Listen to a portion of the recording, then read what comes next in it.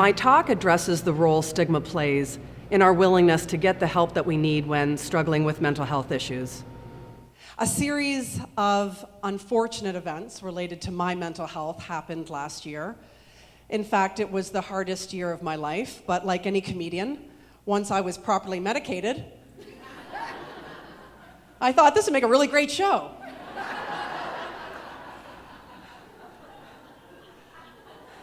And so here we are. This show is about mental health. This show has some serious parts that touch on some sensitive topics. However, during those parts, I will deflect our emotions with humor. Because if it works in therapy, it can work on stage. I'm just kidding. It doesn't work in therapy. They all know that trick. Oh yeah, they don't want you being funny. They also don't want you to drink to numb your feelings, yell at your kids, or have reckless sex. Therapy is basically a checklist of things you can't do anymore. Susan, what's something you can do instead of online shopping when relationship issues come up? They say it's a judgment-free zone, but I don't believe that for a second. Suffering from mental health issues can be lonely. This talk sends the strong message that it's okay not to be okay, and that you're not alone. Anxiety and self-checkout is not a winning combination. The self-doubt and the paranoia is palpable.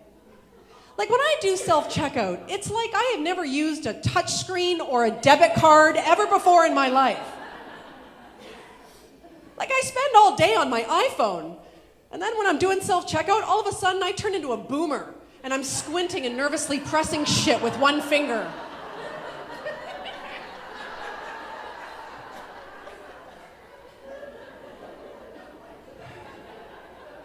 Barcode, barcode, barcode, barcode, barcode, barcode, barcode. Where the hell's the barcode? How can this thing not have a goddamn barcode? Oh, there it is. Bing. Please see attendant. Oh God, I'm going down. And because I assume a large group of people have gathered, formed an audience to watch me do self-checkout, I don't want to spend the time searching the system for produce. The other day, I stole a bunch of limes to speed things up. I'm not a bad person, I'm just convinced someone's timing me. But can we all agree that produce should be free if you work at the grocery store? I don't want to work at all these places, but I do. I guess if this comedy thing doesn't work out, I suppose I can add it to my resume. Cashier at Walmart, Sobeys, Canadian Tire, Shoppers Drug Mart, Michaels. Yeah, Michaels. Michaels has self-checkout because so many people are buying glitter pens and pipe cleaners. Apparently they're overrun and need the public to pitch in and help.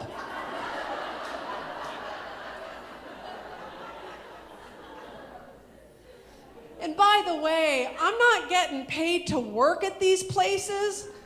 So on my resume, I will also make it quite clear that I've been very busy with my volunteer work. Through sharing my journey, I normalize experiences such as depression and anxiety and offer hope. The hard times in our lives are not forever. I constantly was in my head, and I felt on edge most of the time. I thought everybody worried about everything all the time.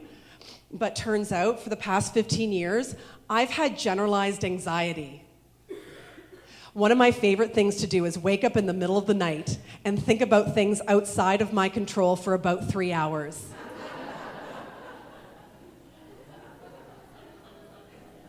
Yeah.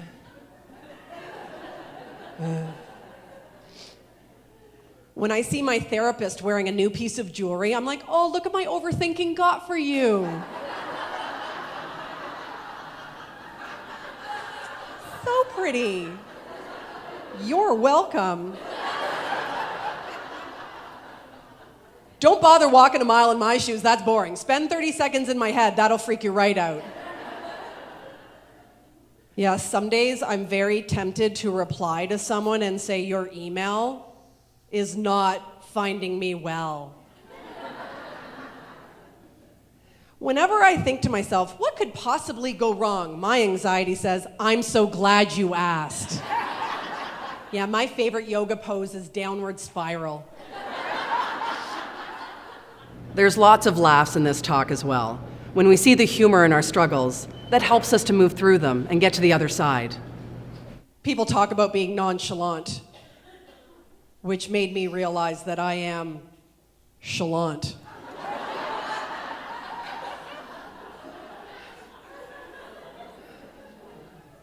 Very chalant. Extra chalant. Like I've never been chill, not once in my life. Something I've noticed is that paradoxically, mental health is still deeply stigmatized, and yet it is also very trendy now. Yeah. Nobody worries anymore. They have anxiety. Nobody has the blues. They're depressed. We used to be lonely. Now we're codependent. We don't get pissed off. We put up boundaries.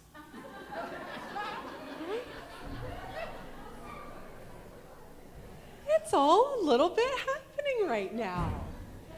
But this is rather generational, right? This is rather generational because the baby boomers are like the exact opposite, right?